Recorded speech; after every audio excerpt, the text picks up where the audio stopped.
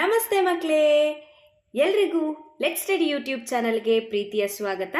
Electric charges and electric fields lecture number 6ಗೆ ಮತ್ತೊಮ್ಮೆ ಸ್ವಾಗತ ಮಾಡ್ತಾ ಮಕ್ಕಳೇ. ಲಾಸ್ಟ್ ಕ್ಲಾಸಲ್ಲಿ ನಾವು ಕಂಟಿನ್ಯೂಸ್ ಚಾರ್ಜ್ ಡಿಸ್ಟ್ರಿಬ್ಯೂಷನ್ ಅನ್ನ ನೋಡಿದ್ವಿ. ಅದರಲ್ಲಿ 3 ಟೈಪ್ಸು, ಒಂದು linear charge distribution, surface charge distribution and volume charge distribution, ಇವು ಮೂರನ್ನ ನೋಡಿದ್ವಿ ಅಲ್ವಾ. ಈ ಕ್ಲಾಸಲ್ಲಿ superposition principle of charges ಅನ್ನ ನೋಡೋಣ. ಸೊ ಇಲ್ಲಿ expression for force on any charge due to system of charges using superposition principle. ನೋಡಿ ಮಕ್ಕಳೇ, ಈ ಕಾನ್ಸೆಪ್ಟ್ ತುಂಬಾ ಈಸಿ ಇದೆ. ಫಸ್ಟ್ ಕಾನ್ಸೆಪ್ಟ್ ಅನ್ನ ತಿಳ್ಕೊಂಬಿಡಿ, ನೆಕ್ಸ್ಟ್ ಡಿರೈವೇಶನ್ ಅನ್ನ ತುಂಬಾ ಈಸಿಯಾಗಿ ಮಾಡ್ಬಿಡ್ಬೋದು. ಆಯ್ತಾ? ನೋಡಿ, ಸಿಂಪಲ್ ಎಕ್ಸ್ಪ್ಲನೇಷನ್ ಮಕ್ಕಳೇ. ಒಂದು ಸಿಸ್ಟಮ್ ಅನ್ನ ಕನ್ಸಿಡರ್ ಮಾಡಿದ್ರೆ ಅದರಲ್ಲಿ ನಂಬರ್ ಆಫ್ ಪಾಯಿಂಟ್ ಚಾರ್ಜಸ್ ಇರ್ತವೆ ಅಂತ ನಮಗೆಲ್ಲ ಗೊತ್ತಿದೆ, ಕರೆಕ್ಟ್ ಅಲ್ವಾ? ಆ ಪಾಯಿಂಟ್ ಚಾರ್ಜಸ್ಸು ನಾವು ಎಷ್ಟು ಪಾಯಿಂಟ್ ಚಾರ್ಜಸ್ ಅನ್ನ ತಗೊಳ್ತೀವೋ ಅಷ್ಟು ಪಾಯಿಂಟ್ ಚಾರ್ಜಸ್ಸು ಒಂದರ ಮೇಲೆ ಇನ್ನೊಂದು ಫೋರ್ಸ್ ಅನ್ನ ಎಕ್ಸರ್ಟ್ ಮಾಡಿದ್ಮೇಲೆ ಟೋಟಲ್ ಫೋರ್ಸ್ ಅನ್ನ ನಾವೇನಾದರೂ ಕ್ಯಾಲ್ಕುಲೇಟ್ ಮಾಡ್ತೀವಿ ಅಂತ ಹೇಳಿದ್ರೆ, ನೆಟ್ ಫೋರ್ಸ್ ಅನ್ನ ಕ್ಯಾಲ್ಕುಲೇಟ್ ಮಾಡ್ತೀವಿ ಅಂತ ಹೇಳಿದ್ರೆ ಯೂಸಿಂಗ್ ಸೂಪರ್ ಪೊಸಿಷನ್ ಪ್ರಿನ್ಸಿಪಲ್ ಆಗಿರುತ್ತೆ. ಅರ್ಥ ಆಯ್ತಾ? ಫಾರ್ ಎಕ್ಸಾಂಪಲ್ ಆಗಿ ನೋಡಿ, ಯಾವುದಾದ್ರೂ ಒಂದು ಪಾಯಿಂಟ್ ಚಾರ್ಜ್ ಅನ್ನ ತಗೊಳ್ತಾ ಇದ್ದೀನಿ. Q0 ಅನ್ನೋದು ಒಂದು ಪಾಯಿಂಟ್ ಚಾರ್ಜ್ ಅಂತ ತಗೊಂಡಾಗ ಇಲ್ಲಿ ನೋಡಿ, ಇನ್ನೊಂದು Q1 ಅನ್ನೋದೊಂದು ಪಾಯಿಂಟ್ ಚಾರ್ಜು, Q2 ಅನ್ನೋದೊಂದು ಪಾಯಿಂಟ್ ಚಾರ್ಜು, ಮತ್ತೆ Q3 ಅನ್ನೋದೊಂದು ಪಾಯಿಂಟ್ ಚಾರ್ಜು. ಈ ಥರದ್ದು ನಂಬರ್ ಆಫ್ ಪಾಯಿಂಟ್ ಚಾರ್ಜಸ್ ಇರ್ತವೆ.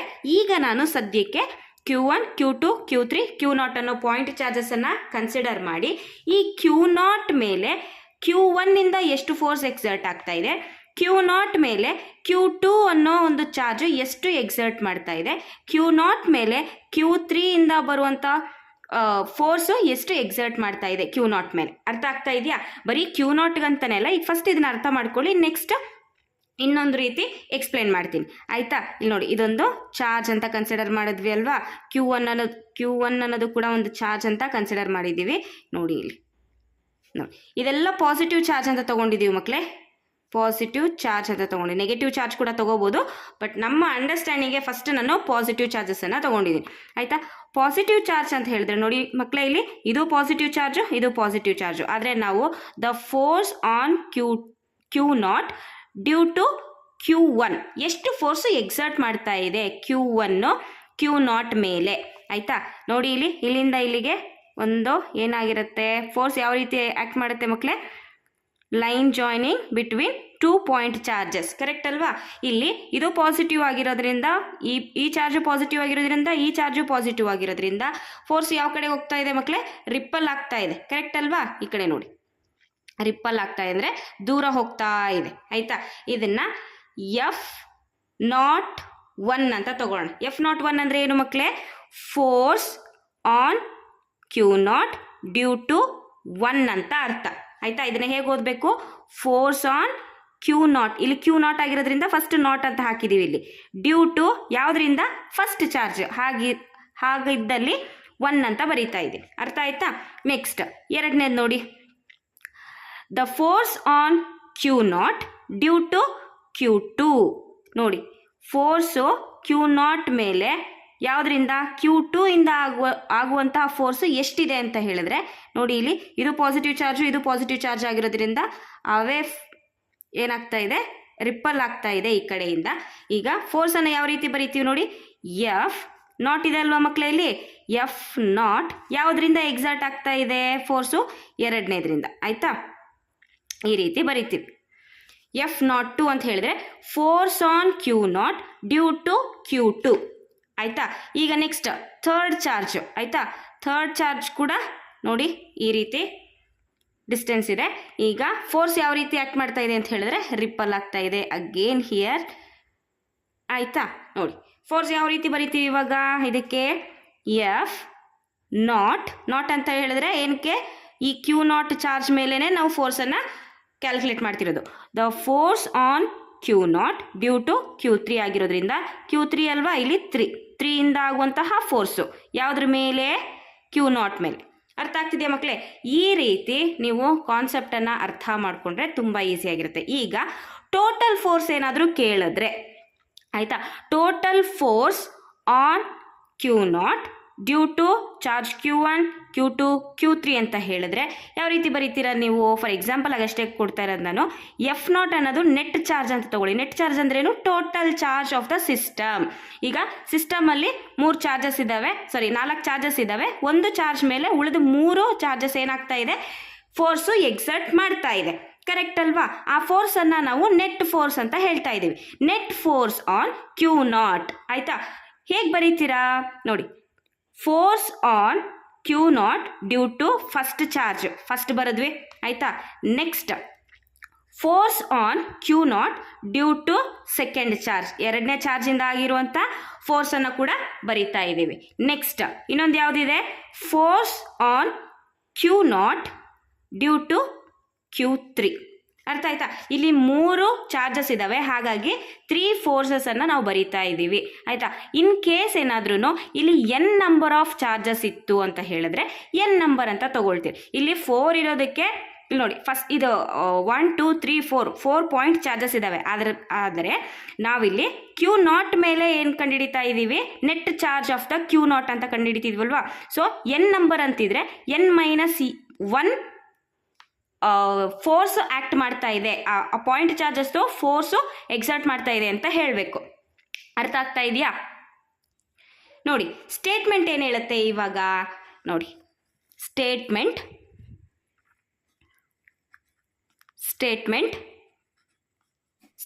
ಹೀಗೆ ಹೇಳ್ತಿದೆ ನೋಡಿ. The resultant force of any charges due to system of charges is equal to the vector sum of all the forces due to all the charges ಅಂತ ಹೇಳಿದ್ರೆ ನೋಡಿ, ಇಲ್ಲಿ ನಾವು Q0 ಅನ್ನೋ ಚಾರ್ಜನ್ನು ತೊಗೊಂಡಿದ್ದೀವಲ್ವ ಮಕ್ಕಳೇ?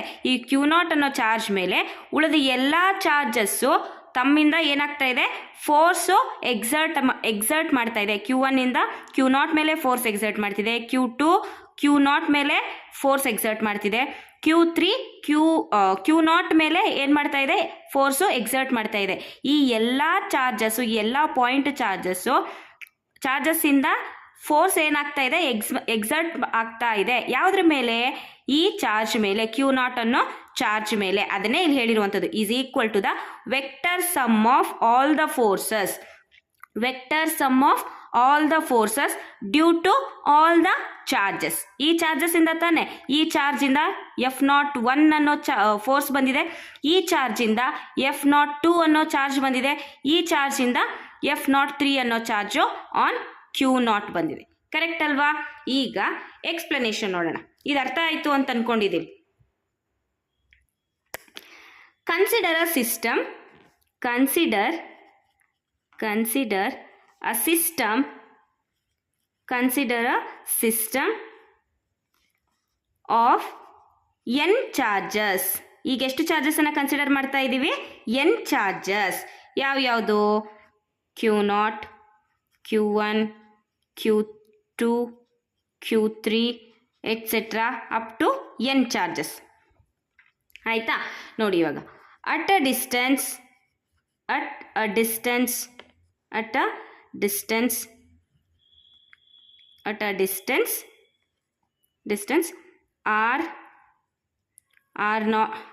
R1,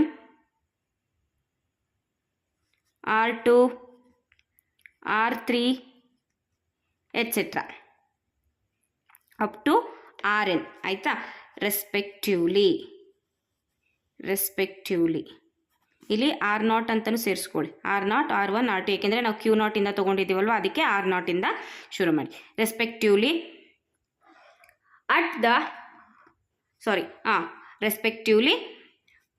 from charge Q0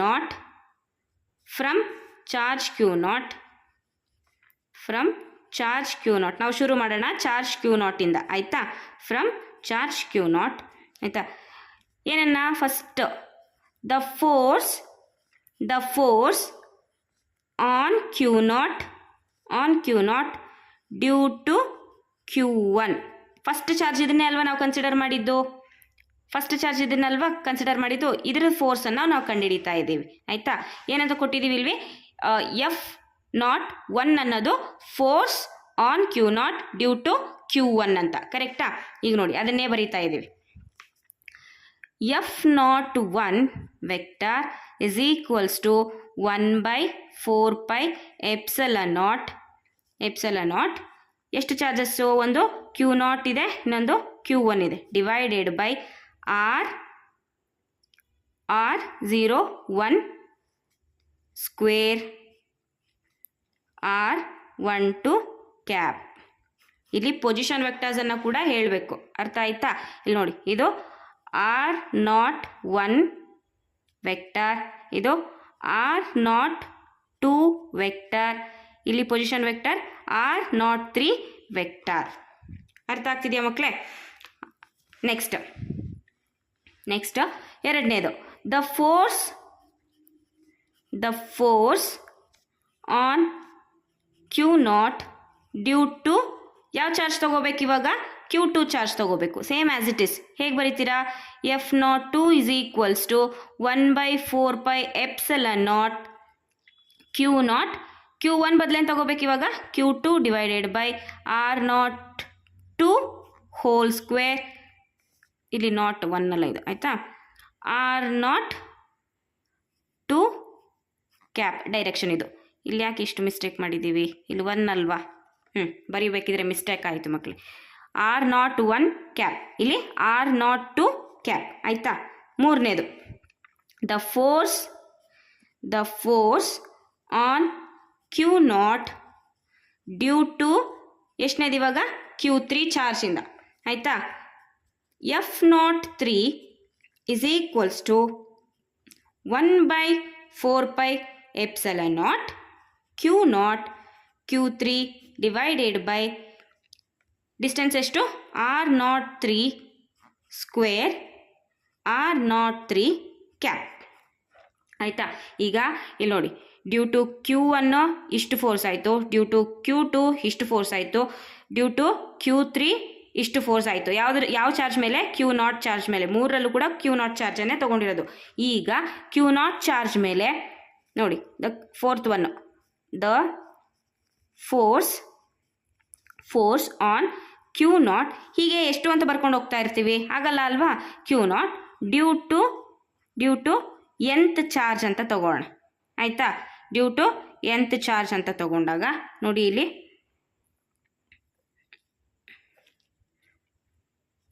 according to F0 n ಅಂತ ಬರ್ಕೋಬೇಕಲ್ವಾ? F0 n is equals to 1/4π epsilon not Q0 Qn divided by R0n whole square R0n cap ಅಂತ ಬರ್ಕೊಳ್ತೀವಿ. ಕರೆಕ್ಟ್ ಅಲ್ವಾ? ಇಲ್ಲಿ ನೀವು ಮಕ್ಕಳೇ ನಾಟ್ ಅನ್ನೋ ಬದಲು Q1 ಅಂತ ಕನ್ಸಿಡರ್ ಮಾಡಿ, ಇಲ್ಲಿ Q2 Q3 Q4 ಅಂತ ತಗೊಂಡಾಗ F12 F13 F14 ಆ ಥರ ತಗೊಂಡು, ನಾನು ಫಸ್ಟೇ 0 ಕನ್ಸಿಡರ್ ಮಾಡಿದ್ದು. 0 ಅಂತ ಹೇಳಿದ್ರೆ ಇದೊಂದು ಚಾರ್ಜ್ ಅಂತ ತಗೊಳ್ತಾ ಇದ್ದೀವಿ ಅಷ್ಟೇ, ಆಯಿತಾ? ಹಾಗಾಗಿ ನೋಡಿ, ಎಂಥ ಚಾರ್ಜ್ ಮೇಲೆ ಇಷ್ಟಿರುತ್ತೆ ಅಂತ ಗೊತ್ತಾಯ್ತು ನಮಗೆ. ಈಗ according to superposition principal,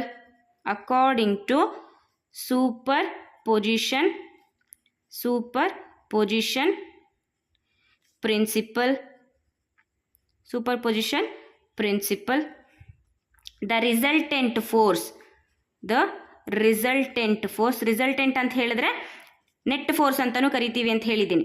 resultant force on Q0 ಎಷ್ಟಿದೆ ಅಂತ ಹೇಳಿದ್ರೆ F is equals to, resultant ಫೋರ್ಸನ್ನು F ಅಂತ ತೊಗೊಳ್ತಾ ಇದ್ದೀವಿ.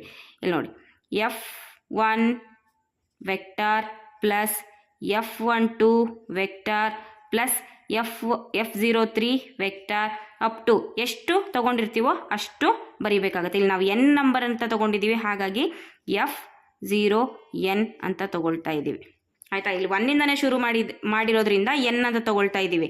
ಇನ್ ಕೇಸ್ ಏನಾದ್ರೂ ಇಲ್ಲಿ 2ಇಂದ ಶುರು ಮಾಡಿದ್ರೆ ಏನು ಮಾಡಬೇಕು? ಇಲ್ಲಿ n-1 ಅಂತ ತೊಗೋಬೇಕಾಗಿರುತ್ತೆ. ಅರ್ಥ ಆಗ್ತಾ ಇದೆಯಾ? ಇಲ್ಲಿ ಬಿಡಿ, ಜಾಸ್ತಿ ಕನ್ಫ್ಯೂಸ್ ಮಾಡೋಕ್ಕೆ ಹೋಗ್ಬೇಡಿ, ಇಷ್ಟೇ ತೊಗೊಳ್ಳಿ, ಆಯಿತಾ?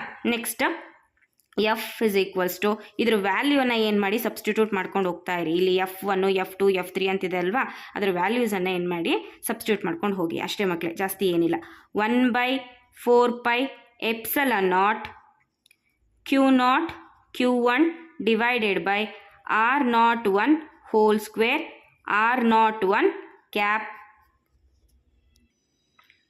ಸೆಕೆಂಡ್ ಒನ್ F02 ಅಂತ ಹೇಳಿದ್ರೆ 1/4 epsilon naught Q0 Q2 divided by R02 whole square R02 cap plus ಹೀಗೆ ಬರ್ಕೊಂಡು ಹೋಗ್ತಾ ಇರಬೇಕು ಅಪ್ ಟು ಎಲ್ಲಿ ತನಕ n ನಂಬರ್ಸ್ ತನಕ. ಆಯಿತಾ, ಅಪ್ ಟು n ನಂಬರ್ಸ್ ತನಕ. nth ನಂಬರ್ನ ಬರೆದು ಬಿಡೋಣ.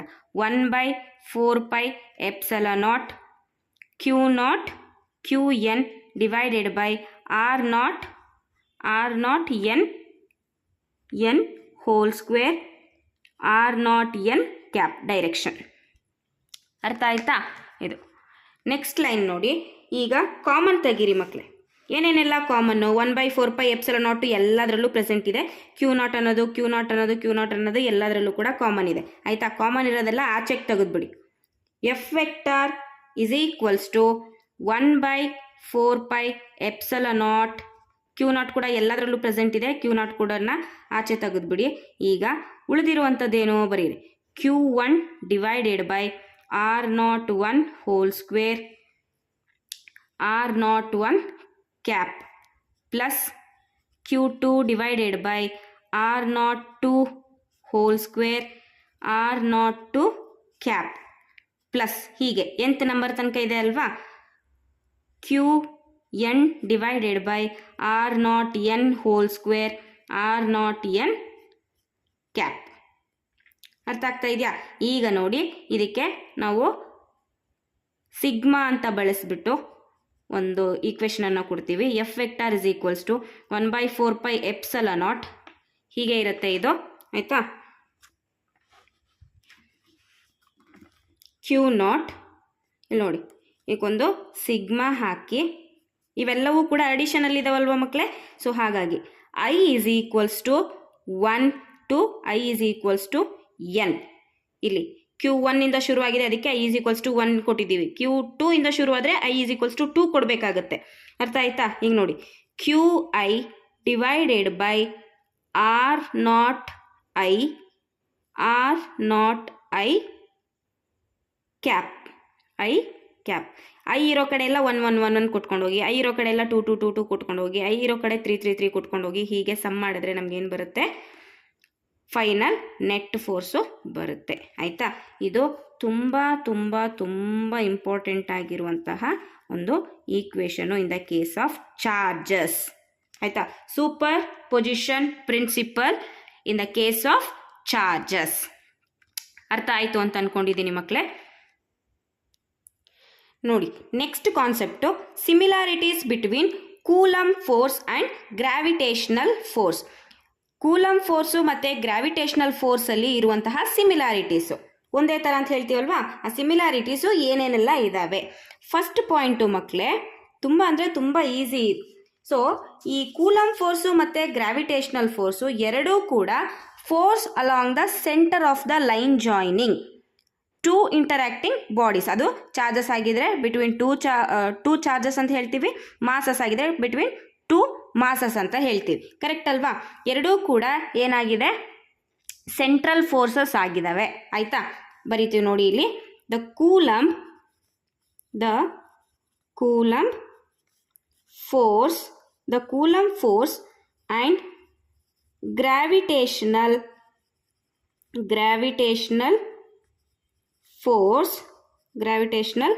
force acts along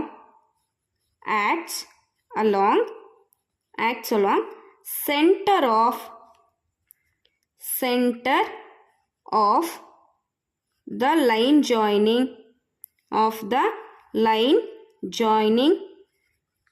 joining two interactive ಅಥವಾ ಇಂಟರಾಕ್ಟಿಂಗ್ ಅಂತ ಬರೀರಿ, ಇಂಟರಾಕ್ಟಿಂಗ್ ಬಾಡೀಸ್. ಹಾಗಾಗಿ both the forces are central forces. ಎರಡೂ ಕೂಡ ಲೈನ್ ಜಾಯ್ನಿಂಗ್ ಬಿಟ್ವೀನ್ ಟೂ ಬಾಡೀಸಲ್ಲೇ ಆ್ಯಕ್ಟ್ ಮಾಡೋದ್ರಿಂದ ಅದಕ್ಕೆ ಅವೆರಡನ್ನ ಏನಂತ ಕರಿತಾ ಇದ್ದೀವಿ, ಸೆಂಟ್ರಲ್ ಫೋರ್ಸ್. ಅಂದರೆ ಇಲ್ಲಿ Q1 Q2 ಅಂತ ತಗೊಂಡಾಗ Q1 Q2 ಅಂತ ತಗೊಂಡ್ರೆ ಈ ಎರಡರಲ್ಲೂ ಕೂಡ ಫೋರ್ಸ್ ಏನಾಗ್ತಾ ಇದೆ, line joining between two charges ಅಂತ ತಗೊಳ್ತಿದ್ವಿ. ಅದೇ ಮಾಸ್ 1 ಮಾಸ್ 2 ಅಂತ ತಗೊಂಡಾಗ, ಗ್ರಾವಿಟೇಷನಲ್ ಮಾಸ್ ಅಂತ ತಗೊಳ್ತೀವಲ್ವಾ, ಮಾಸ್ 1 ಮಾಸ್ 2 ಅಂತ ತಗೊಂಡಾಗ ಏನಾಗಿರುತ್ತೆ, force acts along the two bodies. ಆ ಬಾಡೀಸ್ ಅಂತಂದರೆ ಇಲ್ಲಿ M1 M2 ಅಂತ ಕನ್ಸಿಡರ್ ಮಾಡಿದ್ದೀವಿ ಮಕ್ಕಳು, ಅಷ್ಟೇ ಆಯಿತಾ. Second point, Coulomb force and gravitational force obeys inverse square law. ಆಯಿತಾ, ಏನನ್ನ ಒಬೆ ಮಾಡುತ್ತಂತೆ, the Coulomb force and gravitational force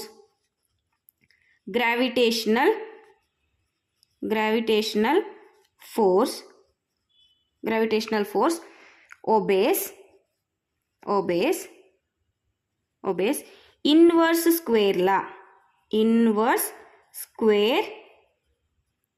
law. ಹಂಗಂದ್ರೆ ಏನು ಮಕ್ಕಳೇ, ಇಲ್ಲಿ ನೋಡಿ, F is inversely proportional to 1/r². R ಏನಾದ್ರೂ ಎರಡರಷ್ಟು ಏನಾದರೆ ಜಾಸ್ತಿ ಆದರೆ ಫೋರ್ಸ್ ಏನಾಗುತ್ತೆ, 4ರಷ್ಟು ಕಡಿಮೆ ಆಗುತ್ತೆ. ಆಯಿತಾ. ಇನ್ ಕೇಸ್ ಆರ್ ಏನಾದರೂ 3 ಟೈಮ್ಸ್ ಏನಾದರೂ ಕಡಿಮೆ ಆಯಿತು ಅಂತಂದರೆ ಫೋರ್ಸ್ ಎಷ್ಟಾಗುತ್ತೆ, 9 ಟೈಮ್ಸ್ ಅಷ್ಟು ಕಡಿಮೆ ಆಗುತ್ತೆ. ಅದನ್ನೇ ಏನಂತ ಹೇಳ್ತಾರೆ, ಇನ್ವರ್ಸ್ ಸ್ಕ್ವೇರ್ ಲಾ ಒಬೆ ಮಾಡುತ್ತೆ ಅಂತ ಹೇಳ್ತದೆ. ಎರಡರಲ್ಲೂ ಕೂಡ ಸೇಮ್ ಆ್ಯಸ್ ಇಟ್ ಈಸ್. ಆಯಿತಾ. ಮೂರನೇ ಪಾಯಿಂಟ್ ಮಕ್ಕಳೇ, the Coulomb force and gravitational force are conservative force. ಆಯಿತಾ, ಇದು ಕೂಡ ಒಂದು important. The Coulomb force and gravitational force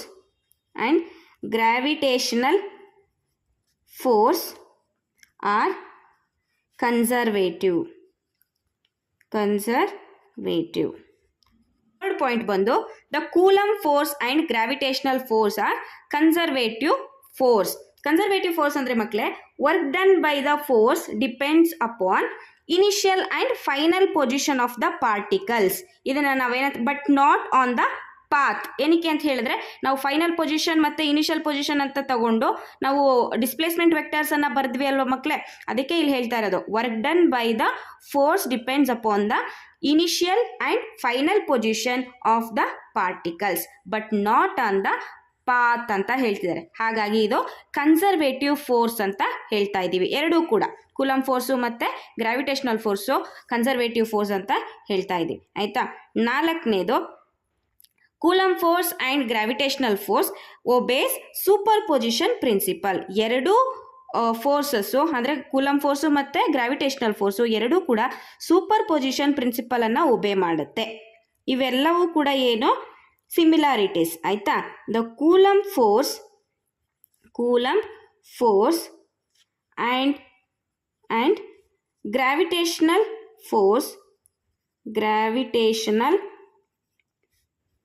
force obeys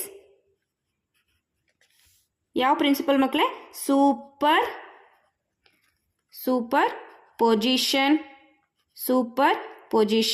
principal. ಇವಿಷ್ಟು ಕೂಡ similarities between coulomb force and gravitational force. ಅರ್ಥ ಆಯಿತು ಅಂತ ಅಂದ್ಕೊಂಡಿದ್ದೀನಿ. Next, difference between coulomb force and gravitational force. ಈಗ ತಾನೇ ನಾವು ಸಿಮಿಲಾರಿಟೀಸ್ ನೋಡಿದ್ವಿ ಅಲ್ವಾ, ಹಾಗೇನೆ ಇವಾಗ ಡಿಫ್ರೆನ್ಸನ್ನು ನೋಡೋಣ ಕೂಲಮ್ ಫೋರ್ಸು ಮತ್ತು ಗ್ರಾವಿಟೇಷನಲ್ ಫೋರ್ಸ್ ಮಧ್ಯೆ ಇರುವಂಥದ್ದು. ಫಸ್ಟ್ ಪಾಯಿಂಟ್ ಇದರಲ್ಲಿ ನೋಡಿ, ತುಂಬ ಈಸಿ ಈ ಕಾನ್ಸೆಪ್ಟು, ಆದರೆ ತುಂಬ ಇಂಪಾರ್ಟೆಂಟು. ಆಯಿತಾ. ಕೂಲಮ್ ಫೋರ್ಸ್ ಅನ್ನೋದು it depends on magnitude of their charges. Gravitational force depends upon magnitude of their masses. ಇಲ್ಲಿ ಚಾರ್ಜಸ್ ಮೇಲೆ ಡಿಪೆಂಡ್ ಆದರೆ ಇಲ್ಲಿ ಮಾಸ್ ಮೇಲೆ ಡಿಪೆಂಡ್ ಆಗಿರುತ್ತೆ. ಆಯಿತಾ. Coulomb force depends upon magnitude of their charges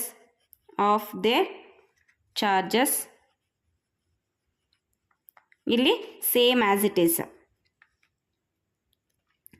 gravitational force depends upon magnitude of their masses. ಇಲ್ಲಿ charges, ಇಲ್ಲಿ masses. ಆಯಿತಾ? ಎರಡನೇದು, Coulomb force is may be attractive or repulsive. ಇಲ್ಲಿ ಕೂಲಮ್ ಫೋರ್ಸ್ ಮತ್ತೆ ಅಟ್ರಾಕ್ಟಿವ್ ಆದರೂ ಆಗಿರ್ಬೋದು, ರಿಪಲ್ಸಿವ್ ಆದರೂ ಆಗಿರ್ಬೋದು. ಆದರೆ ಗ್ರಾವಿಟೇಷನಲ್ಲಿ ಅಟ್ರಾಕ್ಟಿವ್ ಫೋರ್ಸ್ ಮಾತ್ರ ನೋಡ್ತೀವಿ. ಅದು ಕೂಡ ಒಂದು ಡಿಫ್ರೆನ್ಸು. ನೋಡಿ, Coulomb force is may be attractive or repulsive. ಆದರೆ gravitational force is always attractive. ಆಯಿತಾ? ಈಗ ನೋಡಿ next, Coulomb force depends upon the nature of the medium between 2 point charges. 2 point charges ಮಧ್ಯೆ ಇರುವಂತಹ ಮೀಡಿಯಮ್ ಕೂಡ, ಮೀಡಿಯಮ್ ಮೇಲೆ coulomb force ಏನಾಗಿರುತ್ತೆ, depend ಆಗಿರುತ್ತೆ. ಆದರೆ gravitational force independent of nature of the medium between 2 masses ಅಂತ ಹೇಳ್ತೇವೆ. ಆಯಿತಾ? ನೋಡಿ, Coulomb force depends upon nature of the medium between two charges.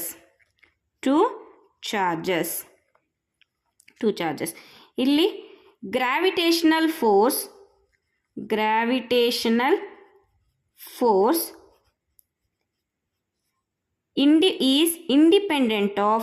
is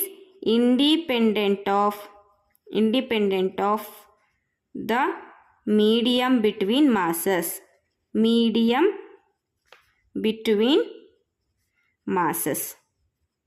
ಆಯಿತಾ?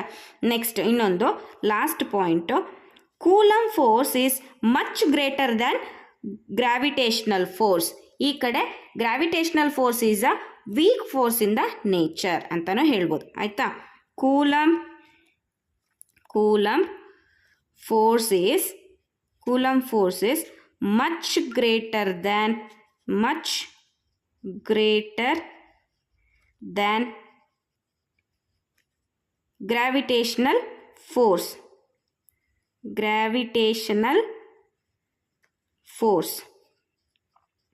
ಈ ಕಡೆ ಗ್ರಾವಿಟೇಷನಲ್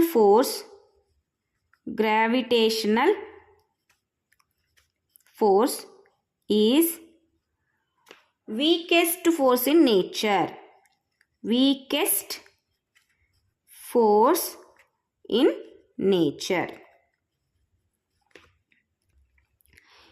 ಇದಿಷ್ಟು ಇವತ್ತಿನ ಕ್ಲಾಸ್ ಮಕ್ಕಳೇ.